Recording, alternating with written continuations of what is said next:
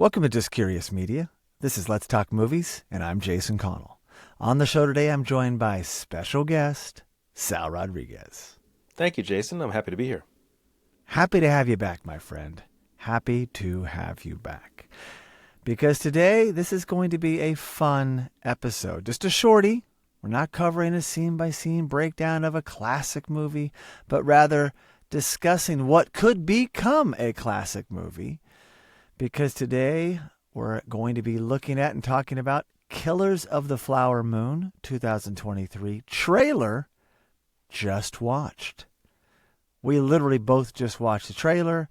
We're actually going to play the trailer and just talk about it because this movie's made by some incredible filmmakers, actors, producers, writers.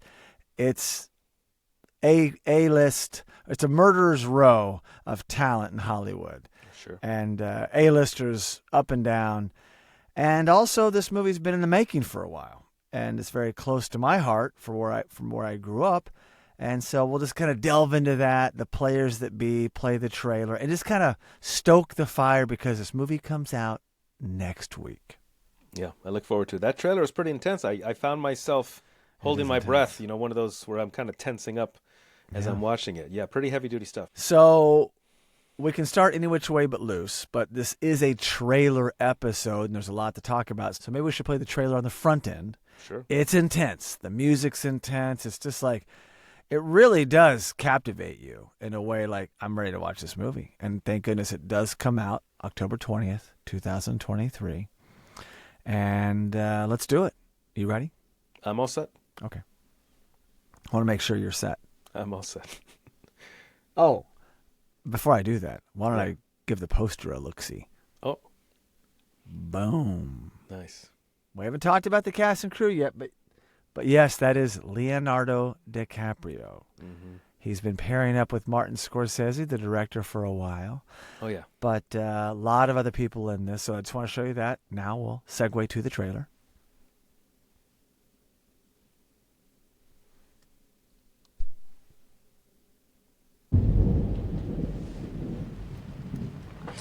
You got nice color skin. What color would you say that is? My color. Osage. They have the worst land possible.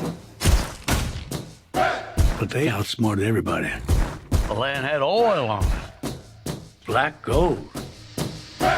Money flows freely here now. I do love that money, sir.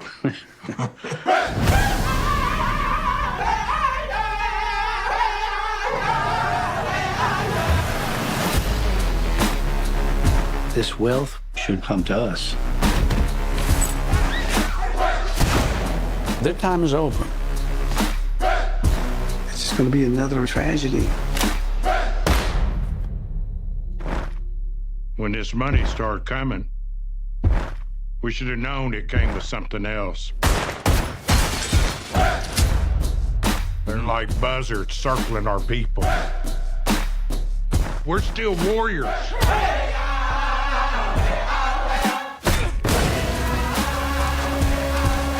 I ought to kill these white men who killed my family.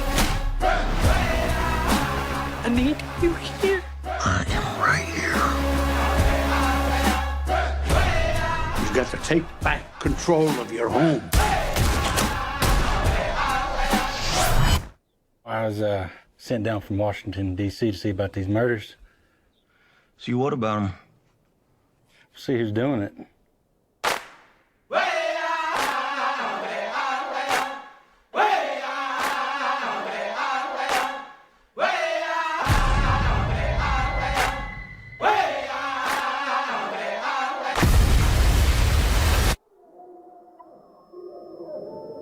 Expecting a miracle to make all this go away. You know they don't happen anymore.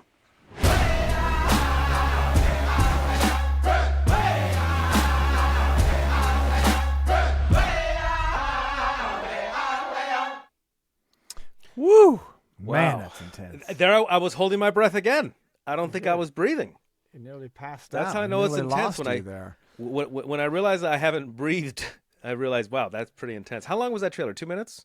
Yeah, a couple minutes, almost 3. So, Okay. yeah, It was good because I didn't amazing. think it was too long, and yet it was kind of long. The music's fantastic. And Yeah, man. this is Intense. like a true masterpiece, or at least it has the makings of one. Oh, yeah, you know there's going to be nominations. You can tell. It reminds me of There Will Be Blood in a way, the Yeah, I like classic that movie from Yes. Paul Thomas Anderson.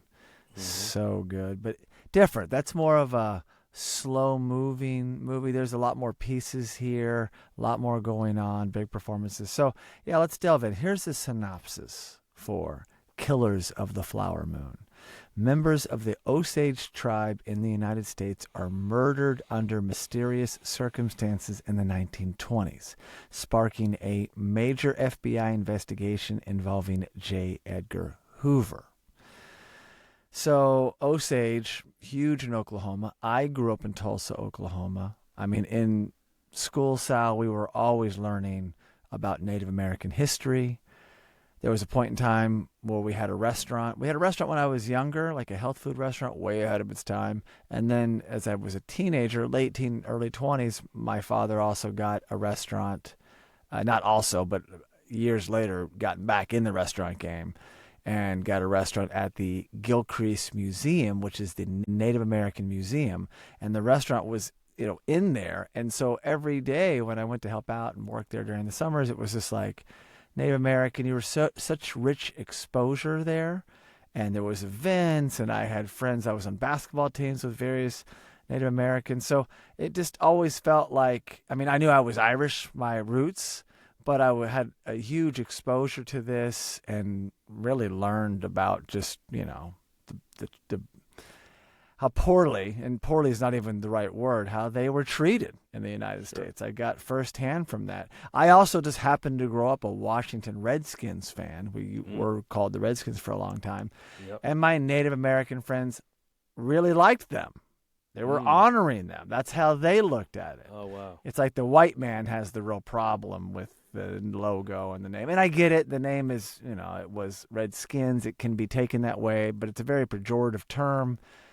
As time went on, if you said, I saw some Redskins at the bar, you're like, oh, who was it? What was it, the quarterback? Pretty soon it just took on a whole new thing, but we live in a different era now. But anyway, so yeah, I'm very aware of the Osage tribe, the reservations there. And this movie was kind of a long time making. It was happening during, the pandemic early on. And I left Los Angeles. I went back to Oklahoma for a while to check on family before I moved to the East Coast. And so they were making the movie then. Like, I was only there for so long, and they were making it during that time way out in Pawhuska. It's outside of Tulsa. They weren't really filming it in Tulsa. Or if they did, it was a little bit. But it was big news. Go figure. I mean, you have Martin Scorsese, one of my favorite directors of all time. We're talking Mean Streets, Taxi Driver, Raging Bull, Goodfellas, Casino, The Departed, The Irishman. He's just, a god in cinema. And he's there in Oklahoma making this movie. It kind of blew my mind. I didn't go to set or anything. Everything was still kind of on lockdown. What am I going to show up and say, hey, Jason Connell here? So this type of production takes a lot of money, a lot of people to kind of go back in time, And so I marvel at this. You know what, Jason? I would imagine in today's day and age, you're almost required to get genuine Native American talent. Absolutely. Yeah. And there's no shortage of that, in the country, in the world, definitely in Oklahoma. So, I haven't really followed all that. I'm sure some of the actors they're new on the scene. Yeah, these roles are being filled genuinely, and that's great. Absolutely. I mean, Scorsese's been nominated for 13 Oscars. It's a travesty that he only won one for Best Director of The Departed, but that happens a lot. It's like, oh, yeah, I know. We can't just give it to Martin Scorsese, of course. It's like, what? Look at these movies he's made. Yeah, and I did just see The Irishman please. recently. I did enjoy it. Embarrassed to say I've never seen Raging Bull, although I do mean to see it. To see it. That means you need to go see it. I will see it. Stop the recording. Go see it. I'm also a huge fan of The Aviator. I watched that. I like The quite Aviator often. too. I did. So good. So the writer, Eric Roth, amazing credits as well. Forrest Gump won an Oscar for Best Writing. Dune, a classic in so many people's minds. The Curious Case of Benjamin Button. Didn't love it, but still, it's very similar. The reason I didn't like it was too Forrest Gump. And, of course, the same writer. But whatever. Just this cast, I mean, the score, you could hear it there. But the cast, let's talk about it really quickly here. Leonardo DiCaprio. I love him, Sal. I'm so pro Leo. He also won an Oscar, just one. He deserves more, too, for The Revenant in 2015. But Once Upon a Time in Hollywood, I mean, Brad Pitt won for Best Supporting, but Leo totally deserved it. Didn't see Wolf of Wall Street, Blood Diamond, The Aviator deserved it. Hang on, I love Blood Diamond. I did enjoy Blood that. Diamond's fantastic. Yeah. He's always been good. And he's also in The Gangs of New York with Scorsese, a lot of Scorsese. Scorsese seems to do this. It's like, oh, you're my new muse or whatever. Yeah. Well, because it used to be De Niro.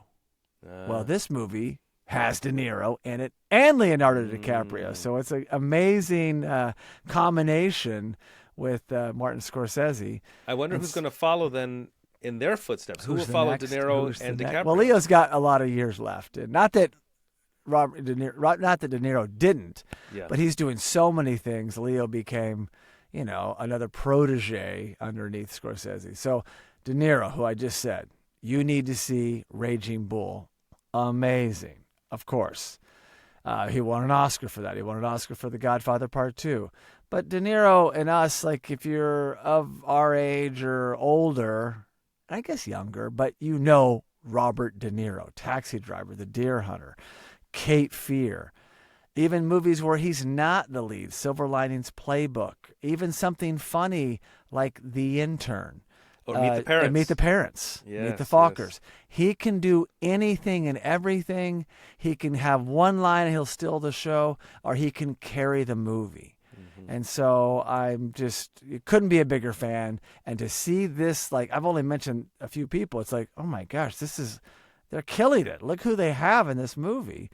And then I'm just going to mention two more. Brendan Fraser, who just kind of resurfaces winning an Oscar for The Whale, which just was riveting. It killed me to watch. It was amazing. But I was already a huge Fraser fan from like my youth. And then he kind of disappears. Well, Encino Man, School Ties. School Ties to me is like this movie that you can't watch it enough. And it's still relevant today. It deals with racism and hiding who you really are to fit in. And then, oh my gosh, it's just incredible. Young Matt Damon in the movie, who's the bad kid. So amazing to see him in here. And then there's another guy who, I don't even know if he's in the trailer, but there's a few more people, but I mentioned one because I've met him. He's a super nice guy and a very talented guy. Louis Cancelmi. And he was in a movie, Sal, that I played at the New York United Film Festival years ago. And I think I also played it in Chicago and in Los Angeles. But I met him there at that screening because he lived in New York at the time. But it was Gabby on the Roof in July, the only narrative movie that I kind of produced underneath my filmography.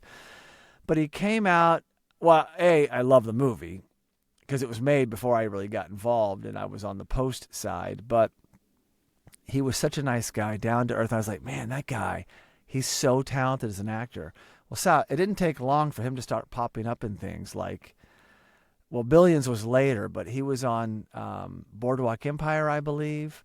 And then he was on Billions, the TV show. And then he's in The Irishman. So now he's going with Scorsese. And he's in this. So I couldn't be more proud to see Louis flourish. And Sal, maybe I should get him on Let's Talk Movies at some point in time. I think he's a good candidate. Yeah. Good candidate. So very cool. And I know there's more. I know there's more in there. But this is just a, trailer episode. I've got to see the movie. Anything that you thought of as you watched the trailer for the second time? It's not often that a trailer alone sways me, but that trailer, I mean, no, I got to see this. I got to see this movie. And if you would have just like maybe pitched it to me, I don't know. I would have been like, well, maybe, sure, maybe. But after seeing that trailer now twice, yeah, I'm definitely going to see this thing. That's a definite from you? I say it's a definite, yeah. I like Because that. you know what? I mean, all these decades, I wouldn't consider myself a Scorsese fan. Yet every time I see a Scorsese, well, no, I wouldn't call myself a Scorsese fan. Yet when I see the movies, I love The Aviator. All right, I love The Aviator. I loved who else did Goodfellas? Yeah, all the famous ones. Taxi Driver. Yeah. Shutter Island. I like Shutter Island a lot. The Irishman. Yeah, I liked all these movies, so I really did. So Wolf of Wall Street. When I look back, I go, oh yeah, he is good. Oh, Casino, the king of comedy, just so good. Of course, that also had De Niro and Joe Pesci. So I'd love to see Joe Pesci. He was also in The Irishman. Mm-hmm. So yeah, it has all the components. I'm also very proud of the fact that it deals with these Osage murders, and I think these things need to be talked about. Sure. I lived in a place that, growing up, that the Native Americans were very suppressed. They had these, they had reservations, and it was just like, oh yeah, they're off on the reservations. They can go get their medical care there, and they were really marginalized. Even me growing up, so long after they were just continued to be pushed to state, and now you have a place in Oklahoma. We took the land from them, but they've really made a comeback. I say Native Americans in a lot of ways with the casinos. Yeah. And I don't live in Oklahoma anymore, but when I go back, it's like, oh my gosh, there's a Hard Rock Cafe, right there, just outside Tulsa in Catoosa, Oklahoma. It's like, this is not just a one-off. They've built this whole area up, and they have the right to do so. They were granted certain rights, and good for them. They've taken advantage of that and really had a resurgence. And now I like stories like this are coming to the forefront. There's shows. There's very talented, filmmakers. I met several when I had my festival in Tulsa, and then I'm keeping an eye on shows on Hulu. Reservation Dogs is like Native Americans. There's one person I know in particular. I met him at my festival years ago. He had some amazing films. Sterling Harjo I met him several times. Super nice guy. He's a writer on Reservation Dogs, but he had movies going to the Sundance Labs. And so, just give it an opportunity, cultivate talent. And I'm loving this, that this is happening where I grew up. And so I couldn't be more proud of this movie just on so many levels. Yeah, it really does hit home with you. It does. I will definitely be coming back and doing a episode about the movie. And if Sal Rodriguez watches it, he could join me. We'll see. I know you'll see it eventually. I just don't know when. But, unfortunately, I must admit, I'm one of those people. If I commit to doing something, I'm most likely going to do it. It just might take a while. But it'll get. There's no rush. I will see this movie, especially if you say you were going to do a just watched entire film. Sure, it would give me more incentive to do so. Yeah, I just have a more sense of urgency than you. Like when it comes out, October 20th, I'm going to try to see it that day or that first weekend. Where would that be, in the movie theater you're talking? Oh, yeah. Okay. I will definitely go for the right movie. Yeah, because this looks like kind of a epic proportion. Sprawling, epic. Yeah, you want to see it. You want to see it. I saw There Will Be Blood on the big screen. I also saw, really around the same time, was the Coen brothers that was kind of battling not Hell or High Water. That's not them. No Country for Old Men, which, in my opinion, that was like they both came out the same year. And if you're gonna have to pick a winner, I love them both, but I would probably give the nod to There Will Be Blood. It's just there's just something about it. Yeah. It just is like I just get sucked into it. But they were kind of battling, and the Coen brothers won an Oscar, so good for them. Love them so much. But this you have to see on the big screen. There's a lot to probably take in and assess, and then probably watch it again later and be like, I didn't even see that was going on. Just that trailer you can see. Scorsese is very good about that. He's big on camera movement. He's also really big on needle drops and music. So that's probably why the music was really big there, but they're probably not going to do as many needle drops, but they may. When J. Edgar Hoover and his people, they'll probably drop in of that era music, big band. I don't know, but he's real big on music and movement and excitement. and explosions. So it's just going to be like, oh my God, it's a spectacle. It's true. There are absolutely some movies which you must see on the big screen. I remember a few years ago, King Kong versus Godzilla, and I was joking, I'm going to watch it on my phone. My iPhone. Yeah, or your phone. Yeah, exactly. Yeah. How was it? How'd that play? No. Don't watch these types of movies on your phone because you don't get to see the film in its magnificence. You miss so much. Don't get me wrong. I do enjoy watching content on my phone, absolutely. But believe me, there are some stuff it's an injustice Maverick to not doesn't see it. play as well on the phone. No. Maverick needs to be seen on the big screen. I saw it 2 times on the big screen. Once Upon a Time in Hollywood, big screen, saw it twice. Oppenheimer, watched recently, loved it on the big screen. Yeah. So go see certain movies there for sure. So that's all I got, Sal, unless you have something else to add. No, but I want to thank you because, you kind of remind where, you're like, hey, remember this actor? Remember this director? Remember that film? And I'm like, oh, yeah. I forgot how good I love it was. Scorsese. I'm a big fan. Oh, I did like Blood Diamond. I do need to see Raging Bull. It reminds me of all these things, so thank you. Well, you're very welcome, and that is the purpose of Let's Talk Movies. Our podcast is dedicated to that. Either putting a film on your radar to see that you've never seen or to revisit a said movie because you're in a different place. You can experience it differently. I used to hate this movie. Now it's my favorite movie. You never know. So I'm glad it's working, Sal. Yeah. So without further ado, please enjoy Killers of the Flower Moon. So thank you so much for listening, and please be sure to subscribe to the Let's Talk Movies podcast and the Let's Talk Movies YouTube live channel. You can also really help us by giving the show a 5-star rating on Apple Podcast. And for all you listeners that enjoy sharing your thoughts, you can leave us a review on Apple Podcasts, send us a direct message, or post a comment on any Let's Talk Movies social media platform. We also highly recommend checking out our other podcast and visiting justcuriousmedia.com.